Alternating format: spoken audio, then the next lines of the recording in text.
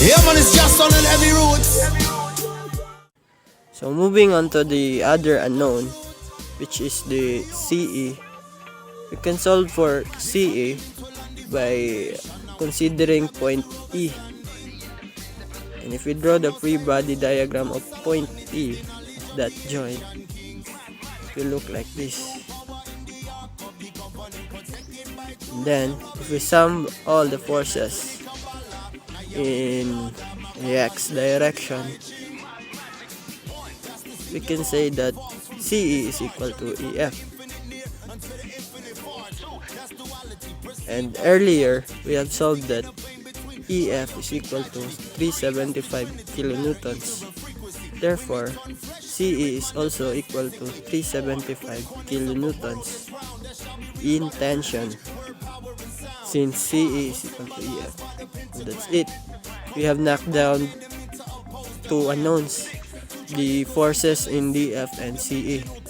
So for the third one, which is BD, you can choose whether we do method of joints on point D, or we can cut sections, or the so-called method of sections, to find for what's BD. If we pass a cutting plane, let's call it MM, and these members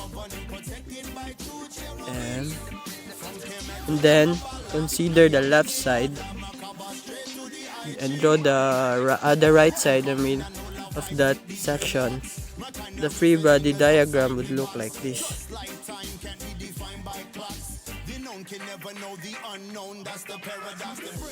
And if we take the moments about point C, so I just choose to sum the moments on point C because it's simpler to have than to take moments on either this point or here, because if I take moment at C, I could cancel out these two forces. So I'm only left with one unknown, which is BD, and two knowns or given, which is 200 kilonewtons and 180 kilonewton.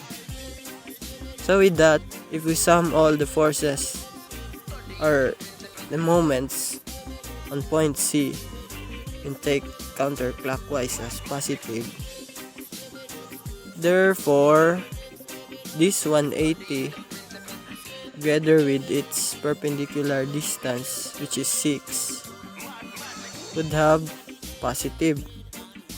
0 is equal to 180 times 6, and then this 200, since it is clockwise, it's rotating the system to the clockwise direction, and we assume counterclockwise as positive, therefore its sign would be negative. So minus 200 times 3. So, and then the BD, notice that BD, I resolved it in this point. By Barignon's theorem, you can always choose where is the point you're going to resolve your force. If I extend the line here, you can resolve that force here, or here, or here. But for the sake of simplicity, and so that I can cancel out this vertical force of BD, I choose to resolve it at this point. You can always do it at this point and have to consider two forces, the vertical and horizontal, because C is right here. So it will have like that and like that. If I take it right here. So since this is already 0 because it has no perpendicular distance, we'll only left with this component, the horizontal, which is 3 over square root of 13 BD. 3 over square root of 13 BD. Then the distance is 6. So now the sign would be still positive since it is rotating the system counterclockwise. So plus. So simplifying that and solving for BD, you can therefore have 180 times 6 or 200 times 3 times 3 minus 180 times 6. Am I right? Move this 180 to the left side, and then that would be negative, and 200 times 3, that's positive, and dividing it by 6 times 3 over square root of 13. 6 times 3 over square root of 13. Therefore, it's negative 96.15.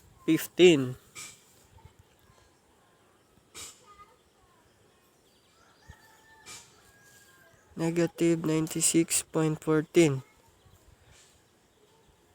So, our assumption here that BD is in tension is wrong. BD should be 96.14 kilonewtons compression.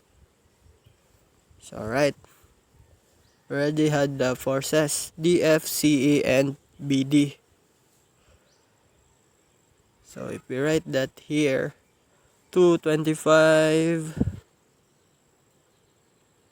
is in KN, 225, 375, and then 96.14, and all the areas are 1200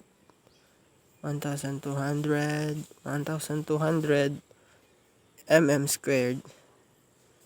We can now solve for stress in terms of Newton over mm squared, or MPa, or so. Alright, remember that our force is in kilonewton, so to convert that, we just have to multiply it by 10 to the third power. It will automatically equal to newtons. So our final answer would be MPa. And here, 375 times 10 to the third power newtons MPa. And then 96.14 times 10 to the third power newtons is MPa. Then plugging it to our calculator, 225 times 10 cube over 1200 would be 187.5.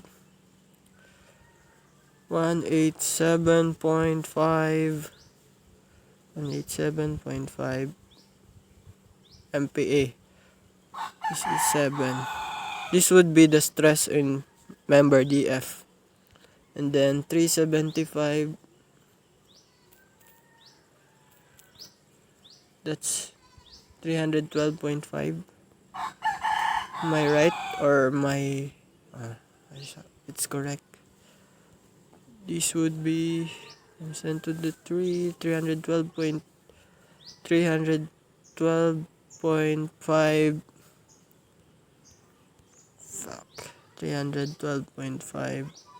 MPa.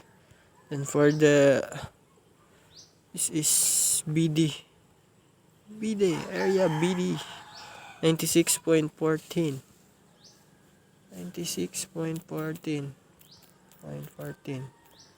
that's 80.12 MPa.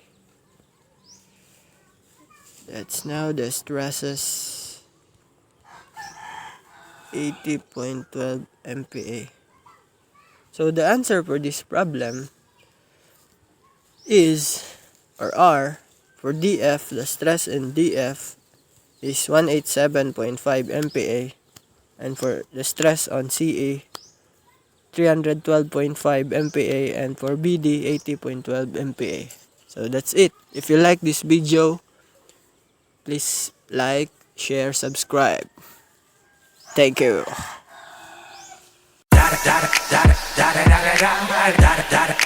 Eagle double G.